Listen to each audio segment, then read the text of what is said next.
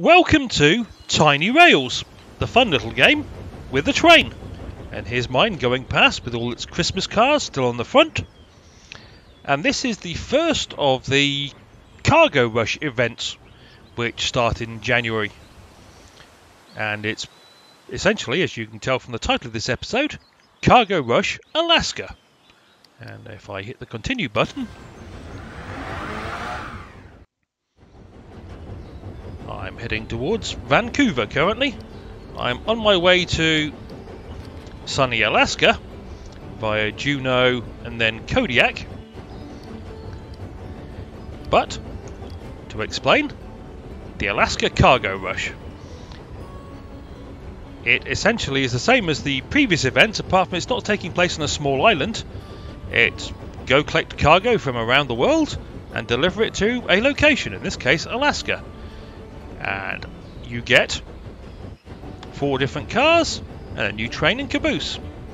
Now here's the, if you like, downside of this. Apart from the fact I already have this car, which is the Rock Crusher car. I know because I checked. I don't have any of the other 3 new cars. At least I don't think I do. I did check and I didn't see them. You can earn, is it about 3,000, just over 3,000 tokens in a event, and to get everything that's here would cost me what, 8,000 approximately. I only need to get 7,000. Oh, my train has stopped. Let me get my train moving again.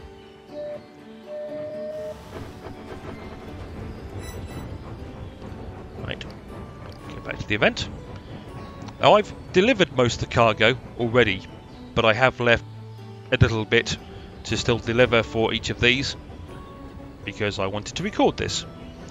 And the cargo I need to deliver is on my train, as well as some extra cargo.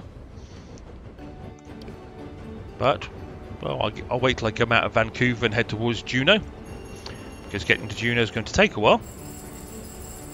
Oh yes, this is my now fully upgraded snowflake car, which has 3 snowflakes on it. And I think this was the other car. The gift sorter car wasn't fully upgraded in the last episode. It is now. Let me depart from Vancouver. On my way to Juneau, which is about 1,000 miles away, approximately. Yes, I do like my Christmas train. It's very festive. Right. So, as I was trying to say, I have most of the cargo I need. Well, I have all the cargo I need to fulfill all the requirements. And I have, from the previous events, got over 6,700 tokens already. So with the new tokens coming in, that will get me everything I need. But if you don't already have the tokens, well, then you're going to have to make a choice of which bits you want. But for this event, all the stations that want cargo or need cargo are up in Alaska. But as you can see, from everything that's got a blue star on it has some of the cargo that you require for this event. And if you look all over the map, all over North America, Mexico, North and South America, all over Africa and Western Europe is where you find the cargo for this event, which probably by the time I upload this episode will already be over, because I started it a bit late. These events apparently are, there's going to be 5 of these events. This is the first one, so there's going to be another 4 after this one, some of which the cars and trains of which I already have, most I don't. So I can get, what if it's 4 cars, up to 20 new cars, 5 new trains and 5 new cabooses. That's in theory, but I already have at least some of the cars. So I won't be needing them all, which is quite good because I won't be able to get enough tokens to get them all. If I didn't already have an excess of tokens for the previous events, well, I would be stuffed. Right, oh, I also have a Jupiter dining car on my train. I had a go at the gumball machine after I recorded the last episode, and after spending about 10 million, I managed to get 1 new car. There are 4 other cars in the gumball machine that I currently don't have. So the odds of me getting cars that I don't already have from the gumball machine is very small, and it costs quite a lot. The nice thing about these events, these cargo rush events, As I say, there's going to be 5 of them, and there's one every upcoming weekend. So the next 4 weekends. And the weekends in this game seem to start on either Thursday afternoon or Thursday evening, and end on essentially this event. I'm recording this on a Sunday evening, so it will go to about Monday lunchtime. I wish my weekends were that long. I didn't actually get to start this event until the actual weekend, i.e. the Saturday. And it didn't take me that long to do because the cargo is everywhere. But I have limited time at the moment, so I did manage to fit it in just. As I say, I'm recording this on a Sunday evening, and I need to get my train wrong button. That button. Clears snow from tracks. Right, I need to get my train moving a bit faster. It was down to 157 miles an hour from 272.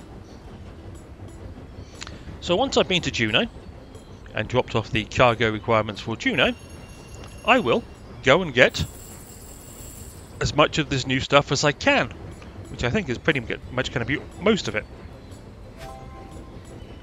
All apart from the rock crusher car, I think it was. The only car I don't need. But as Juneau's almost here, I will wait until I'm out of Juneau.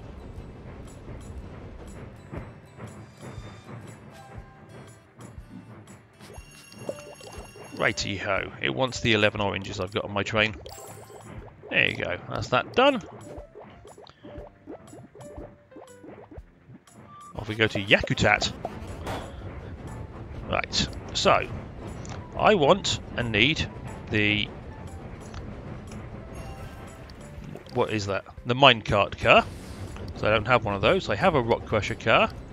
I do not have a tour train car. So I'll pick that up. And I do not have a Northern Express car as far as I know. That gets me down to 3,725. So I will pick up the Northern Express engine. And now I was going to say I'm short of tokens to get the caboose to go with it. But no, I'm not anymore. So I've just been to Juneau. So that's everything I want from this event. I don't know what's going to be in the next event, but I've only got 475 tokens, plus the 3,000 I'll earn at that event, plus the just over 2,000 more I'll earn. And so I'm hoping it's going to be one of the events where I've got most of the stuff so I can build up some more tokens. However, I may not be able to get everything from all these events. So having just got all that lot, first things first, much as I like my train, I will put the new Northern Express engine on because, well, it's new, and caboose. And then I will go find these new cars, which I think they're all non-purple background cars, so... okay, I've still got some duplicates. See if I can find these cars. There's one of them.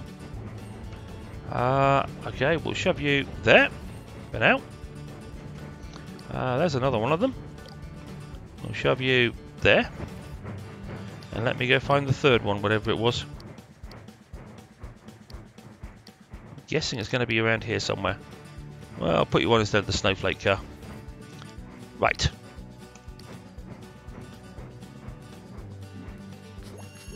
I don't think there's anything. No, there is no event at Yakut. Now we're on to heading towards Anchorage. So, oh, I did forget to check. Where is it? Where is this new train? That's the new train, I think. It has plus 20 speed. Okay, so that keeps my speed at 272 miles an hour by default. Yes, that's one of the new engines. Number 92, number 88, and number 93. They're 3 of the new engines, and I think it's this one, the Seashell engine, which I thought I already had. Maybe I don't have the engine. I'm pretty sure I've got the Seashell car. If I can find the Seashell car, of course. in the mass of cars that I do have.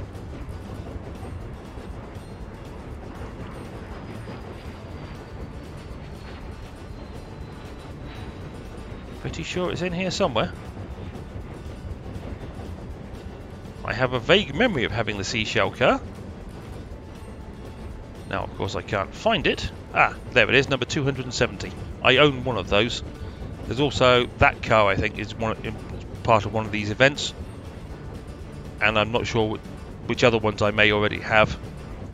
But yes, I do have a Rock Crusher car. I now have one minecart car, one Northern Express car, and one Tour Train car. And these are some of the other cars which will turn up in the events that I don't have.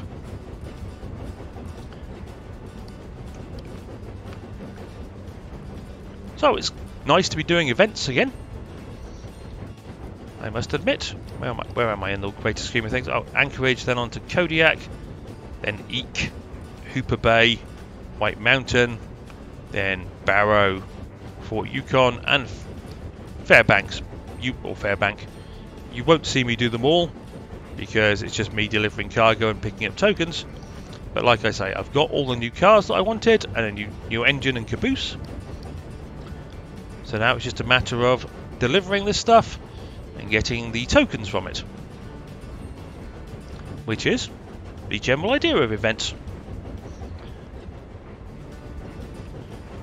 Not really much else to say. I'm a tad busy at work, so I don't get as much chance to play games at the moment. Although I've actually been playing a first-person shooter which I'm starting to record, called Ghost Recon Wildlands, because it was good fun. And I'm going to be starting to play a new game called Rising Star 2. Some of you may be familiar with the game Shady O'Grady's Rising Star. Well, it's essentially the sequel to that, which has a lot of the same elements from the original, plus some improvements. That's the thing I want to Anchorage. Basically, you form a rock band and you try and get a music career off the ground. And there's a lot of, I would say, repetitive, slightly tedious stuff at the start, but once it gets going, at least I assume it does, if it's anything like the original, which it seems to be, it should be quite enjoyable from that point onwards. Plus I've got the sequel to Door Kickers to play. I've also got whatever it is, Cyber something or other 2077 to play, although I probably won't record that, because if you want to go watch that, well, there's thousands of YouTubers who put out that game. And the major games, I tend not to play most of the major games because, well, everybody plays them and some of them aren't that great and are just general disappointments, and some might be quite amusing to play on my own time. On top of that, I don't want to think from Homer either, do I? I need to go back to the map as our next stop is Kodiak, so then I want to go to Hooper Bay, well, via Eek, go to Eek, then Hooper Bay. Right. On top of that, I finished watching the current series of The Mandalorian. I've caught up with Lucifer now, which is a great TV show. I'm really looking forward for the second half of season 5 of that to come out on Netflix. And I've also caught up with The Blacklist, and I've got to watch the first episode of Death in Paradise, which is one of my favourite TV shows of all time. I'm not a big fan of the current detective. They've currently got, I think they're on their 4th detective.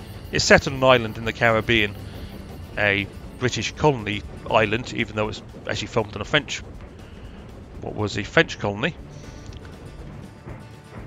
And they change detectives, as British TV shows tend to. Yeah, that's fulfilled that event. British TV shows have no qualms about replacing the lead characters, or killing off the lead characters for that matter. And as the lead characters in Death in Paradise, they may last 2 or 3 years. But if you can imagine, yes, it must be lovely to go work in the Caribbean for 6 months. But if you've got children, for example, you've got to leave them behind for schooling. So you're without your family for 6 months, which is why most people only last 2 or 3 years before they leave the show, and hence they replace them with somebody new. Like I say, the British TV shows have no qualms about that. Doctor Who being a prime example. Not that I'm a big fan of Doctor Who. Probably because the first time I saw it, it had Tom Baker as the Doctor and this huge scarf, and I just thought he looked silly. That, and I always thought the Daleks weren't that dangerous because all you had to do was run upstairs and they couldn't get you. So yes, I understand it's changed now and it's more modern and yeah, it's done a lot better. But I didn't like it when I was young, so I haven't really gotten back into looking at it. But that's just another example of TV shows that, in that case, deliberately change their main character every couple of years. Another one being The Crown, because it's following the royal family, and as Queen Elizabeth ages, they change actress to cover the different periods of time. I assume they change other actors as well to cover Prince Charles or Princess Anne. Again, I haven't seen it, but I do know Olivia Colman is in it for 2 or 3 years, and then it's another different actress, and there was a different actress before her.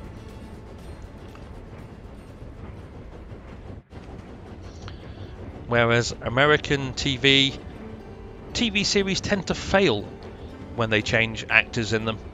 Not always, but if they change the main character, then pretty much the viewers desert TV series. In England, we just come to expect it. Unless it's an iconic character. You couldn't have replaced Del Boy in Only Fools and Horses. It just would not have worked.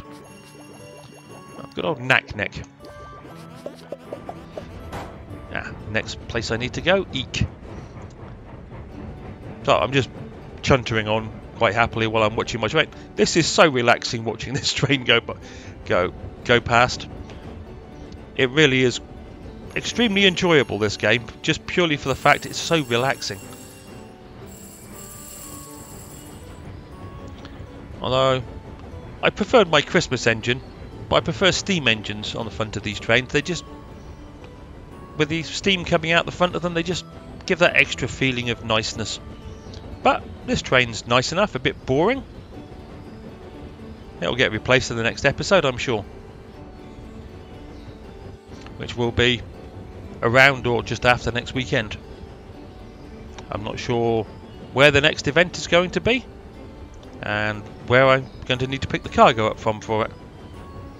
But this one has pretty much been, well, I spent most of the time in North America and Mexico.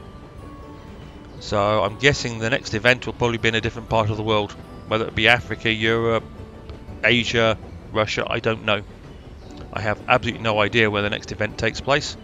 I haven't looked it up on the internet to see if there's any information or on the Steam discussion boards. I didn't worry about it enough, basically, because it's quite enjoyable to find out when you play the game. As I say, these events tend to start on a Thursday afternoon, at least East Coast USA time. That's all the apples I need for that one.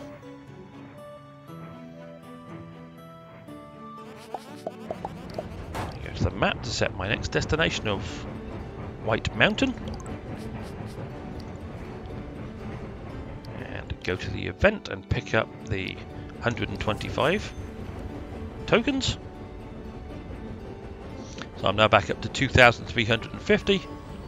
So that's another 300, another 400. So 2,750 is what I will end up with.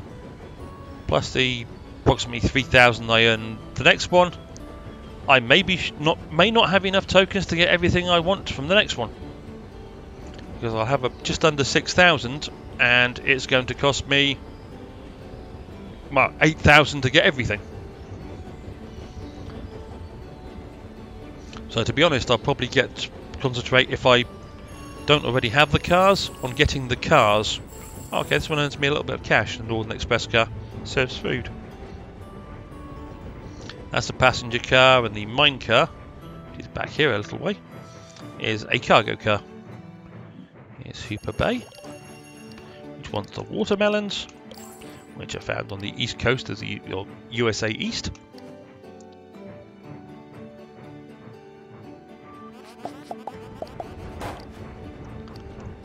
Collect them. So yes, if you look at this, 1, 2, 3, 4 cars at 1,000 apiece. I think the engine was 3,000. I think the caboose was 1,000. The caboose is either 1,000 or 1,500. I can't remember. Doesn't tell you anymore. I've bought it. I'd have to go back and check the beginning of the episode. So but that would be 8 to 8,500 if I don't already have these cars.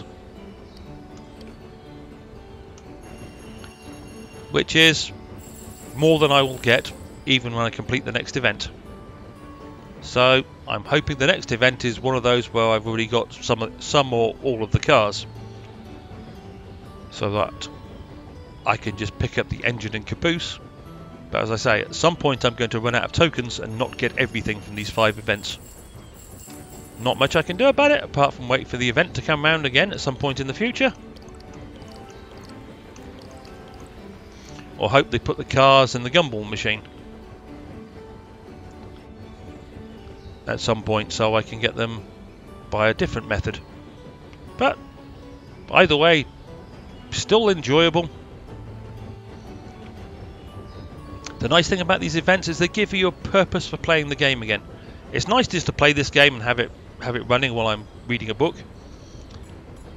but without something to actually achieve, apart from earning money so I can play with the gumball machine, I've got nothing left to achieve with this game really. So it's nice to have some reason to play this game, and these events give me a reason to start this game up, play it again, or continue playing it, should I say, and just generally relax.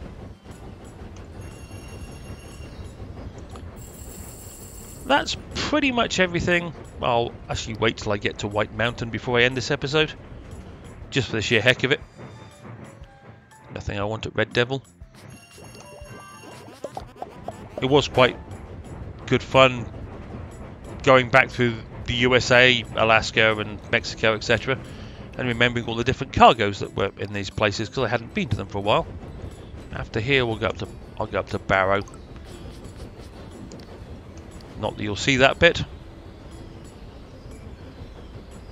But yes, it was kind of nice going around the USA and picking up cargo from various places I hadn't been to for a while.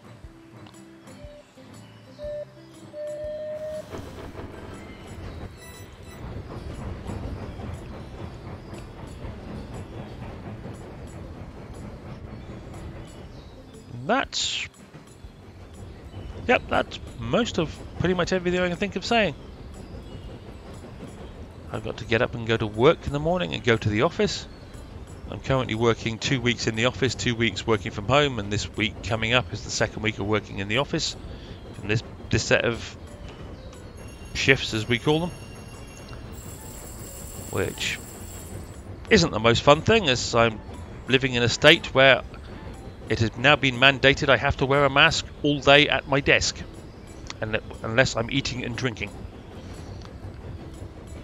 which does make you want to eat and drink constantly. I will admit, I don't have a problem wearing a mask. It seems quite eminently sensible. But all day at your desk, no matter how comfy the mask is, by the end of the day the back of your ears ache.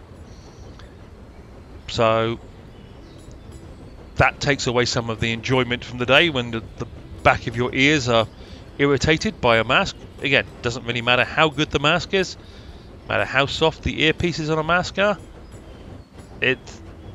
You wear a mask for pretty much 12 hours, because by the time I do the commute, get to the office and do the commute home again, it's around a 12-hour day. Then your ears hurt. They are irritable and irritated. So I could do without having to wear a mask all day at my desk. But we are living in a worldwide pandemic, so I can't complain too much about that. I could complain for hours about that, but I won't. There you go. I'm trying to be nicer about these things, but I do understand the logic. It's just I preferred it when we didn't have the mandate. We had to sit at our desk wearing masks all damn day. We're already taking temperatures, doing COVID checks, constantly sanitizing hands, sort of masks, gloves, you name it. It just seems, well, in an office where there's, I'm trying to think, what, 1, 2, 3, 4, 5. Most days, 5, maybe 6 of us in the whole of the office. So because it's not a private sealed office, we've all got to wear masks now. For 6 of us who are very vigilant and do keep each other on our toes about being safe, it's a little bit irritating. But there again, I understand there are people who aren't vigilant and don't have people keeping them on their toes and making sure they're wearing masks and etc. when they move in public spaces. So, you've got to mandate for the lowest common denominator, which is irritating for those of us who aren't in that bracket. Okay, I'll stop moaning now. But as always, I hope you enjoyed. I hope you're having a better 2021 than you did 2020. And hopefully I will see you down the track for more Tiny Rails. Well, probably next weekend. It'll be the next one. Cheerio for now.